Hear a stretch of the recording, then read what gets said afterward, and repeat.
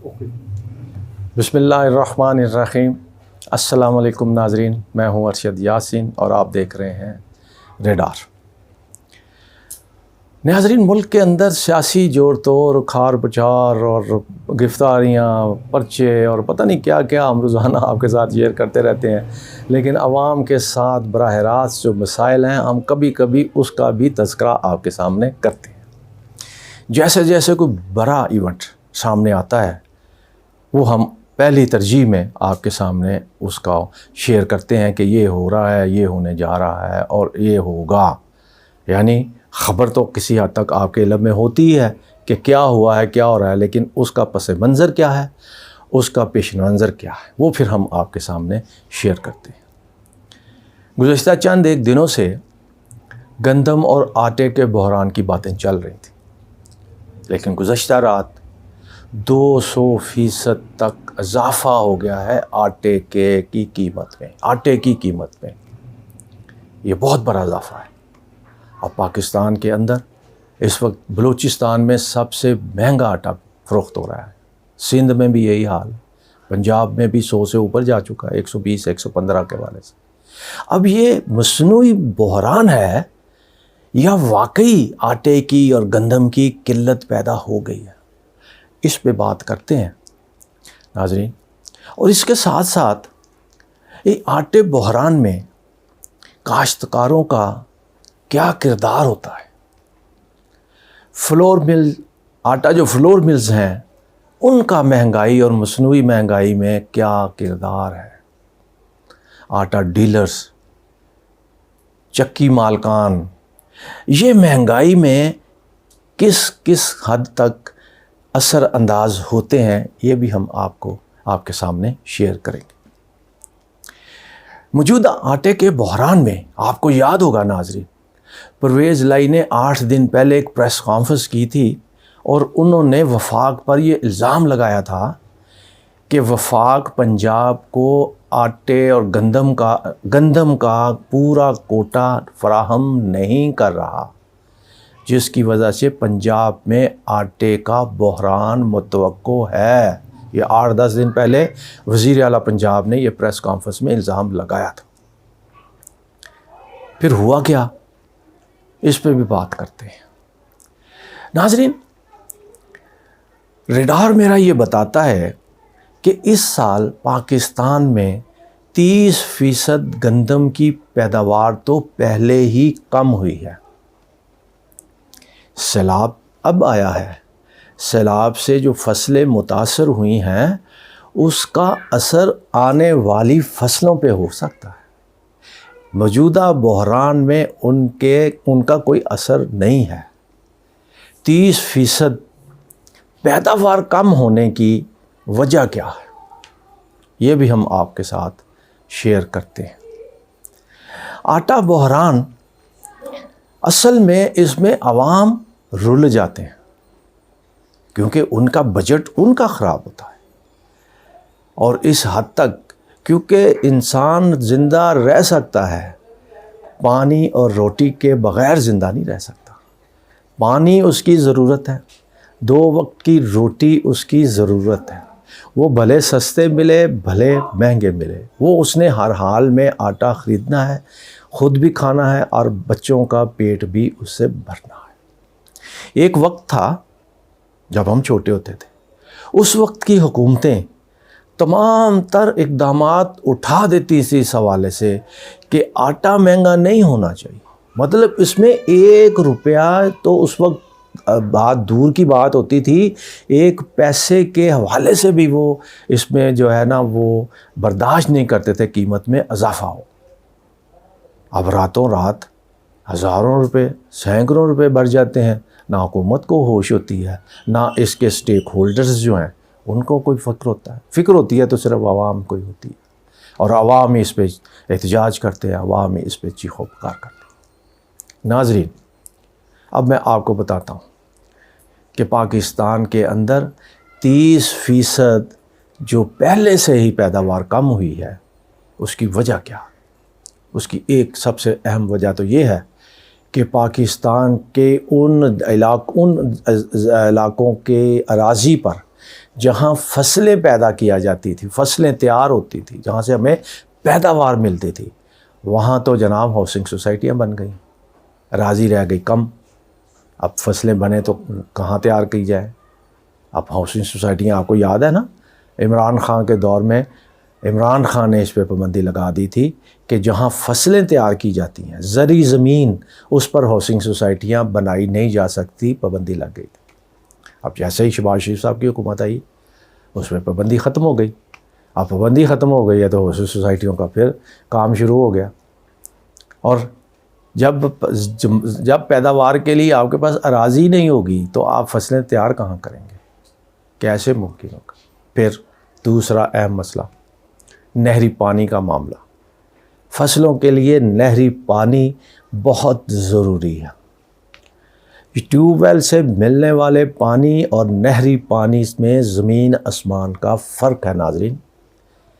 ماہرین یہ کہتے ہیں کہ نہری پانی سے تیار ہونے والی فصلیں بہت ہی بہتر ہوتی ہیں، جبکہ ٹیوب ویل سے ٹیوب ویل کے پانی سے تیار ہونے والی جو فصلیں ہیں، ایک تو ان میں پیداوار اتنی نہیں ہوتی، دوسرا جو ہے وہ اتنی معیاری نہیں ہوتی۔ لیکن اب حالات یہ رہے ہیں، نہروں میں پانی نہیں ہے، اور بارشوں کے حوالے سے بھی ایک فیکٹر ہے۔ لیکن اب ماہرین یہ کہتے ہیں کہ 1 ایکڑ زمین پر 60 من گندم جو ہے وہ پیداوار ہوتی ہے۔ اچھی زمین جو اراضی ہے اس پہ 1 ایکڑ جو اراضی ہے اس پہ 60 من گندم تیار ہوتی ہے۔ اب کیا ہوا؟ اب اس میں 40 من نکلی ہے، مطلب 20 من تو پہلے ہی نہیں ملی، یہاں کٹوتی ہو گئی۔ ایک تو یہ فیکٹر۔ دوسرا فیکٹر بہت اہم یہ ہے کہ پاکستان میں 60% گندم جو ہے پاکستان سے پیداوار ہوتی ہے اور 40% امپورٹ کی جاتی ہے۔ ناظرین، 40% امپورٹ کی جاتی ہے۔ اب امپورٹ کس نے کرنی ہوتی ہے؟ اب آپ کو بتائیے، اب وہ ہماری حکومتیں جو ہیں وہ جوڑ توڑ میں مصروف ہیں، اپنی حکومت بچانے میں مصروف ہیں، مقدمات اپنے ختم کروانے میں مصروف ہے۔ اب عوام اور گندم آٹا کون جانے اور کیوں اس طرح کے اپنا جھمیلے وہ اپنے اوپر سروں پہ لیتے ہیں بھائی؟ اس لیے وہ ہوا نہیں۔ یہی وجہ ہے کہ جب امپورٹ ٹائم پر نہیں ہوئی تو پھر اسی وجہ سے صوبوں کو بھی اعتراض اٹھا ہے۔ یہی وجہ ہے کہ پرویز لائن کو بھی یہ کہنا پڑا کہ وفاق نے ہمیں ہمارے حق کا، ہمارا کوٹا گندم کا ہمیں نہیں دیا، جس سے بحران پیدا ہو سکتا ہے۔ ناظرین، یہ ساری وہ چیزیں ہیں جو میں نے آپ کو، جو ہمارے پس منظر ہے یہ سارے معاملات میں آٹے بحران کے حوالے سے، وہ میں نے آپ کے سامنے شیئر کیا۔ اب اس میں فلور ملز، آٹا ڈیلرز اور چکی مالکان، ان کا بہت اہم رول ہے مصنوعی مہنگائی کرنے کے حوالے سے، کیونکہ کاشتکار جو بیچارہ، وہ تو مالک تو زمینوں کا وہ ہے، محنت بھی انہوں نے کرنی ہے، کاشتکاری ہر چیز، بیج وہ سارے معاملات اس کو ہی ہینڈل کرنے ہیں۔ لیکن کاشتکاروں کے ساتھ ہوتا یہ ہے کہ فلور مل مالکان 6 مہینے پہلے ہی ایڈوانس دے دیتے ہیں کہ جناب یہ لیں ایڈوانس، اور آپ کی اتنے ایکڑ زمین ہے، اتنے ایکڑ میں اتنے من گندم تیار ہوگی، لہٰذا یہ ہماری ہوئی، یہ ایڈوانس لے لیں۔ اب کاشتکاروں کے پاس ظاہر ہے پیسے تو ہوتے نہیں ہیں، وہ ایڈوانس لے کے کام شروع کر دیتے ہیں۔ اب 6 مہینے کے بعد مہنگائی زمین سے آسمان پر پہنچ جاتی ہے، لیکن کاشتکار تو بیچارے جو انہوں نے ایگریمنٹ کیے ہوتے ہیں اس کے مطابق ہی دینی پڑتی ہے گندم۔ اس کا فائدہ فلور مل مالکان اٹھاتے ہیں۔ اب فلور مل مالکان جو ہیں ایک فائدہ نہیں اٹھاتے، 13 فائدہ اٹھاتے ہیں اس گندم سے، یہ ایڈوانس دی ہوئی رقم سے۔ یہ تو کاشتکاروں سے وہ گندم وصول کر لیتے ہیں، اپنی ملوں میں رکھ لیتے ہیں۔ اس کے بعد کرتے ہیں کیا ہے؟ 3 کیٹیگریاں ہیں ناظرین، یہ آپ کے سامنے میں شیئر کرتا جاؤں۔ آٹے کی 3 کیٹیگریاں ہیں۔ ایک بہترین آٹا جس سے میدا نکال لیا جاتا ہے، جس میں میدا استعمال ہم کرتے ہیں وہ اس سے نکل جاتا ہے، ایک تو وہ فلور ملز وہ نکال دیتے ہیں۔ دوسرا فائن آٹا، وہ بھی نکال دیتے ہیں۔ عوام کے حصے میں کون سا آٹا آتا ہے جناب؟ یہ میں آپ کو بتا دیتا ہوں، وہ آتا ہے چوکر ملا آٹا، تھوڑا سا آٹا باقی چوکر ملایا، عوام کو دے دیا۔ اب ہم جو آج بات کرنے جا رہے ہیں، جو بات کر رہے ہیں آٹا بحران، یہی چوکر ملا آٹا ہے جس کا بھی بحران ہے، نایاب ہے، مہنگا ہو گیا ہے۔ جسے میدا نکال لیا گیا، میدے کی تو قیمت بہت ہے، اور دوسرا فائن آٹا جو ہے وہ ویسے ہی باہر اسمگل ہو جاتا ہے، افغانستان سارا چلا جاتا اور باقی دوسرے ملکوں میں اسمگل ہو جاتا ہے۔ یہ فلور مل مالکان جو ہے یہ مصنوعی مہنگائی کرنے کے اہم کردار ادا کرتے ہیں۔ اس کے بعد آٹا ڈیلر، وہ بھی آپ دیکھ لیجئے، ان کا رول دیکھ لیجئے۔ چکی مالکان وہ تو خریدتے ہیں اور اس میں بھی وہ پروفٹ لے لیتے ہیں، ہر 1 کلو پہ 5-7 روپے جو ہے وہ بھی اس پہ بڑھا دیتے ہیں۔ اس طرح ڈیلر بڑھا دیتا ہے، اس طرح وہ بڑھا دیتا ہے۔ اس طرح آپ دیکھیے بڑھتی قیمتیں کہاں سے کہاں چلی جاتی ہیں۔ اب یہ سارے معاملات کو، اب یہاں پھر سے یہ سوال اٹھتا ہے کہ ہر کسی کو پتہ ہے، میرے جیسے آدمی کو، شہردار آدمی کو جس کا زمینوں اور ان زراعت ورات کا کوئی تعلق نہیں ہے، اس کے علم میں بھی ہے کہ یہ پروسیس ہیں، یہ کیٹیگری ہیں، اور مالکان اور یہ مل مالکان یہ کرتے ہیں اور عوام کو یہ ملتا ہے۔ تو پھر حکومت کے جو باخبر حلقے ہیں، جو زراعت سے متعلقہ ہیں، جو سمجھتے ہیں یہ ساری چیزوں کے، دیہاتی علاقوں کے رہنے والے ہیں، فصلوں کے اندر کھیلے بڑے جوان ہوئے ہیں، ان کو ان چیزوں کا کیوں نہیں پتہ؟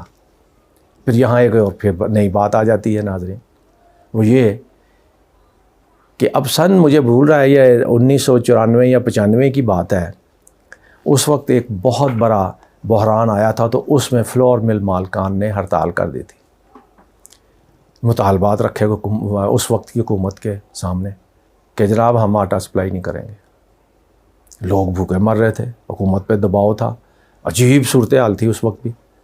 انہوں نے کہا کیوں؟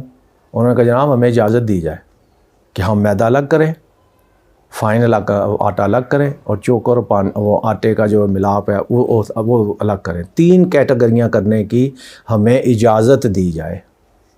اس سے پہلے ناظرین آپ کے علم میں لاتا جاؤں، اس سے پہلے یہ سب کچھ کرنا غیر قانونی تھا۔ محکمہ خوراک ایسے فلور ملوں کو سیل بھی کر دیتی تھی اور ان کے لائسنس منسوخ بھی کر دیتی تھی جو یہ 3 کیٹیگری میں سے ایک کیٹیگری کی بھی خلاف ورزی کرتے تھے۔ یہ اہم پوائنٹ ہے آج کے مصنوعی بحران اور پاکستان کے عوام کو چوکر ملا آٹا فراہم کرنے کی۔ اس وقت ان کو حکومت بھی دباؤ میں تھی، عوام جو ہے ان کو آٹا مل نہیں رہا تھا، ان کا پریشر تھا، سڑکوں پہ تھے، نعرے بازی تھی اور عجیب ماحول تھا۔ اس کا فائدہ فلور مل مالکان نے اٹھایا۔ انہوں نے کہا جناب ہم تو پھر نہیں دیتے جی۔ اب اتنی سخت، اتنی قوت کسی حکومت میں بھی نہیں کہ وہ سخت فیصلے کرے، ورنہ اس وقت یہ ہوتا کہ جناب جو خلاف ورزی کرے گا ہم ان کے لائسنس معطل کریں گے، نئے لوگوں کو دیں گے۔ لیکن ایسا تو نہیں ہوتا نا، کیونکہ یہ بڑے لوگ انہی سیاستدانوں کے تو سہولت کار ہوتے ہیں، انویسٹر ہوتے ہیں، پیسے دیتے ہیں تو یہ الیکشن لڑتے ہیں یہ لوگ، اس لیے مجبوریاں ہوتی ہیں۔ مختصر قصہ یہ ہے کہ اس وقت کی حکومت نے ان کے مطالبات مان لیے۔ اب حالت یہ ہے کہ میدا نکالیں، فائن آٹا الگ، چوکر ملا آٹا سپلائی، یہ سارا کچھ آئینی اور قانونی طور پہ بالکل درست ہے۔ اس وجہ سے دھڑلے سے یہ سارا کام ہوتا ہے۔ اب جب دھڑلے سے یہ کام ہوگا تو پھر عوام کو تو ایسا ہی آٹا ملے گا۔ اب ناظرین آٹے بحران کے حوالے سے یہ بات بھی بہت اہم ہے کہ وفاقی حکومت اپنا کوٹا صوبوں کو بر وقت کیوں نہیں دیتی؟ کیوں نہیں وقت سے پہلے یہ فیصلے کر لیے جاتے کہ باہر سے جو ہم نے 40% گندم منگوانی ہے، امپورٹ کرنی ہے، وہ ہم پہلے سے کیوں نہیں کر لیتے؟ باردانے کا معاملہ بھی آپ اکثر دیکھتے ہوں گے کہ باردانے کی بات ہوتی ہے، فصلیں تیار پڑی ہوتی ہیں، گندم انہوں نے رکھی ہوتی ہے، لیکن ان کو پیکنگ کے لیے کاشتکاروں کو باردانہ نہیں ملتا۔ باردانہ مطلب بوریاں نہیں ملتی جس میں وہ پیک کر سکیں۔ پھر یہاں پر بلیک میل ہوتے ہیں، کاشتکار زیادہ پیسے دیتے ہیں، بوریاں لیتے ہیں، اگر وہ بوریاں حکومت نہیں دیتی تو باہر سے لیتے ہیں تو وہ پیسے زیادہ دیتے ہیں۔ اس سارے معاملات میں ناظرین عوام اور کاشتکار رل جاتے ہیں۔ اس میں فائدہ کس کا ہوتا ہے؟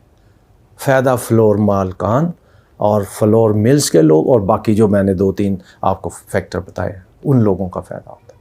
مصنوعی مہنگائی کرتے ہیں تو یہ کرتے ہیں ذخیرہ اندوزی کے لیے، کیونکہ زیادہ تر آٹا جو ہے وہ باہر جاتا ہے، افغانستان سے اسمگل ہوتا ہے اور باقی جو ممالک ہیں وہاں پر اسمگل کر دیا جاتا ہے، لیکن کاغذات اور ریکارڈ جو ہے وہ بالکل کلیئر ہوتے ہیں۔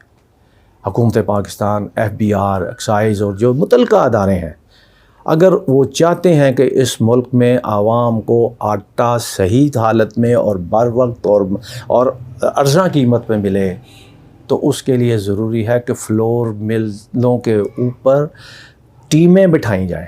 اب جو ٹیمیں بٹھائی جاتی ہیں ان پر چیکنگ نہیں ہے، وہ جو فیصلے کر دیتی ہے، ٹھیک۔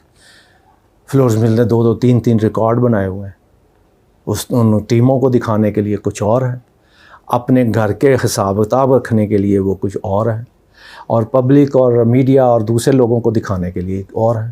یہ 3-3 ریکارڈ رکھنے کی وجہ کیوں ہے؟ کیوں رکھنے کی اجازت دی جاتی ہے؟ کیوں ان کے خلاف کارروائی نہیں کی جاتی؟ اب سخت فیصلوں کی ضرورت ہے ناظرین۔ اب سیلاب کے بعد اب آٹے بحران کا جو معاملہ آ رہا ہے یہ سر اٹھائے گا۔ ابھی تو صرف 120-130 تک گیا ہے، گندم 200 تک 250 تک گئی، کہتے ہیں 3000 تک جائے گی۔ اب یہ سارے فگر جو ہیں یہ پریشان کن کرنے کے لیے، لیکن یہ وقت سے پہلے اگر ہم اس کا تدارک کر لیں، حکومت وقت، وہ وفاقی حکومت ہو یا صوبائی حکومت ہو، اس پہ وزارت خوراک کے معاملات جو ہیں، یہ سارے لوگ اور باقی جتنے ادارے اس میں انوالو ہیں، وہ سارے اپنی اپنی ذمہ داریاں ادا کرنا شروع کر دیں، تو یقیناً یہ مصنوعی بحران تو بالکل پاکستان سے اس کا خاتمہ کیا جا سکتا ہے۔ باقی جو معاملات ہیں، مہنگائی جو بے قابو مہنگائی ہے، ہر چیز پہ مہنگائی ہے، لیکن مہنگائی لوگ عوام برداشت کر سکتے ہیں، لیکن مصنوعی مہنگائی برداشت نہیں ہوتی۔ ذخیرہ اندوزوں کی بلیک میلنگ جو ہے وہ برداشت نہیں ہوتی۔ ایک چیز جو 10 روپے میں بکنی چاہیے، وہ جب 300-400 میں بکے گی تو عوام کی قوت خرید جو ہے جواب دے جاتی ہے۔ اب اس سے پہلے کہ یہ آٹا بحران مزید شدت اختیار کرے، بہت سے لوگوں کے چہرے بے نقاب کر دے، بہت سے اداروں کے اندر ہونے والی بے قاعدگیاں اور بدعنوانیاں سامنے لے آئے، اس سارے معاملات کو مل بیٹھ کر وقت سے پہلے حل کرنے کی ضرورت ہے۔ ناظرین اپنا بہت خیال رکھیے۔ پاکستان زندہ باد۔